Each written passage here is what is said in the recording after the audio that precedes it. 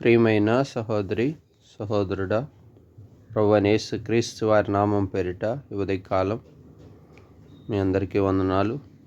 పరిశుద్ధ గ్రంథములో నుంచి ఈ దినకాలపు వాగ్దానం కొరకై యెషయా గ్రంథము 49వ అధ్యాయము 15వ వచనాన్ని ధ్యానాంశముగా తీసుకుందాం. స్త్రీ తన గర్భమును పుట్టిన బిడ్డను కరుణింపకుండా తన చంటి పిల్లలను మరచునా? వారైనా మరచుతురు గాని నేను నిన్ను మరువను. ప్రియా దేవుని బిడ్డ, ప్రభువైన యేసుక్రీస్తు వారు మరి మనతో మాట్లాడుతున్నాడు. ఆయన సత్యవాక్యం ద్వారా ఆయన స్వరం మనకు వినిపిస్తున్నాడు.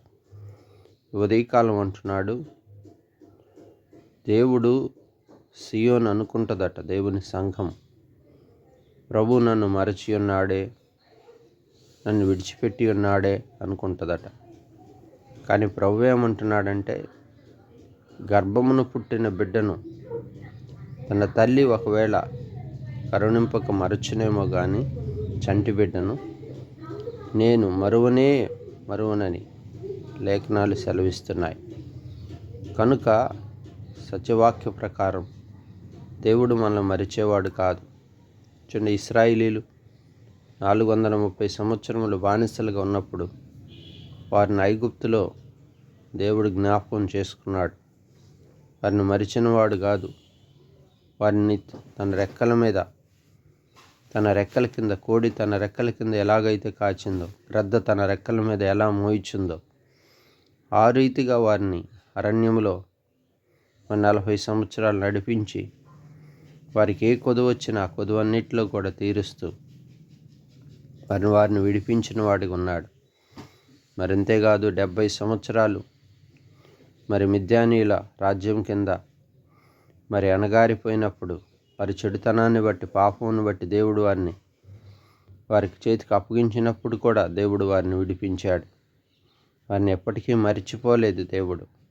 ఎందుకంటే వారితో నిబంధన చేసిన దేవుడు, అబ్రహాము, ఇస్సాకు, యాకోబుల దేవుడు.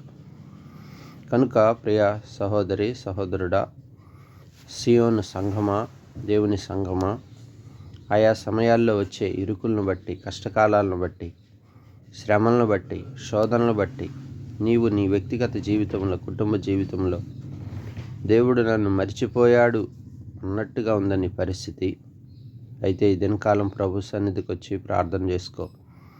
ప్రభుని అడుగు, ప్రభు సహాయాన్ని కోరుకో. తల్లి ఒకవేళ స్త్రీ తన గర్భమును పుట్టిన బిడ్డను అయినను కరుణింపక మరచునేమో కానీ చంటి బిడ్డను మన దేవుడు మరిచేవాడు కాదు. ఆదరిస్తాడు, బలపరుస్తాడు, కాపాడుతాడు. మరి ఈ 2025 సంవత్సరం అంతయు 11 మాసములు, ఈ 12వ మాసంలో కూడా తను కాపాడుతూనే, భద్రపరుస్తూనే వస్తున్నాడు. ఏ స్థితికైనా నిన్ను నిలబెడుతున్నాడు, నిన్ను భద్రపరుస్తున్నాడు, నిన్ను ఆదరిస్తున్నాడు. నిరీక్షణ కలిగి ఉండు, ప్రభు సహాయాన్ని వేడుకును, ప్రభు వాక్యం మీద ఆనుకొనుము, ప్రార్థన కలిగి ఉండు. ఒక సమయం వచ్చినప్పుడు దేవుడు తప్పక నిన్ను, నీ కుటుంబాన్ని తగిన కాలం ముందు ఆయన హెచ్చిస్తాడు, ఆయన చేతి కింద దీన మనస్కులై ఉన్నప్పుడు.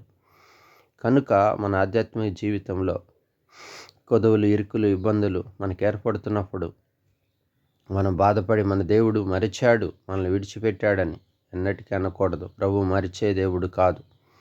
ఆయన మరువని, మార్పు చెందని దేవుడు.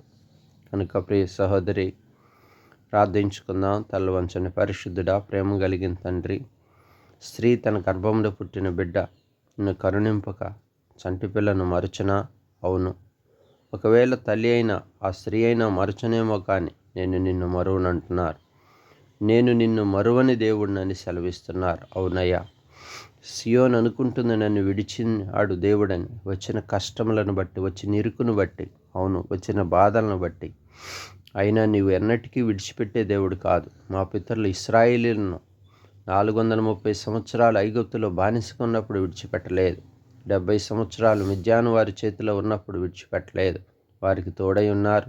వారికి వచ్చిన శ్రమల్లో విడుదల దయచేశారు, మరలా తిరిగి సమకూర్చారు. దావీదు విషయంలో కూడా ఎన్నో మార్లు విడిచినట్లుగా ఉన్నప్పటికీ దావీదు చెయ్యిని పట్టుకొని అంతవరకు మీరు నడిపిస్తూ వచ్చారు. యోసేపుని నడిపించారు. అలాగూ మా ఆధ్యాత్మిక జీవితంలో మమ్మల్ని కూడా నడిపించగలిగిన దేవుడు, నువ్వు మమ్మల్ని మరిచే దేవుడు కాదని, కరుణించే దేవుడు అని, కృప చూపే దేవుడు అని ఈ దినకాలం మీరు మాతో మాట్లాడినందుకు స్తోత్రములు చెల్లిస్తూ, అయా నీ బిడ్డలను కూడా అలాగ ఆదుకొని భద్రపరుస్తూ రమ్మని, సహాయపడమని, వారికున్న శోధన నుంచి విడిపించమని, సహాయపడి కనికరం చూపమని యేసు నామమున ప్రార్థించి వేడుకుంటున్నాము తండ్రి. ఆమేన్.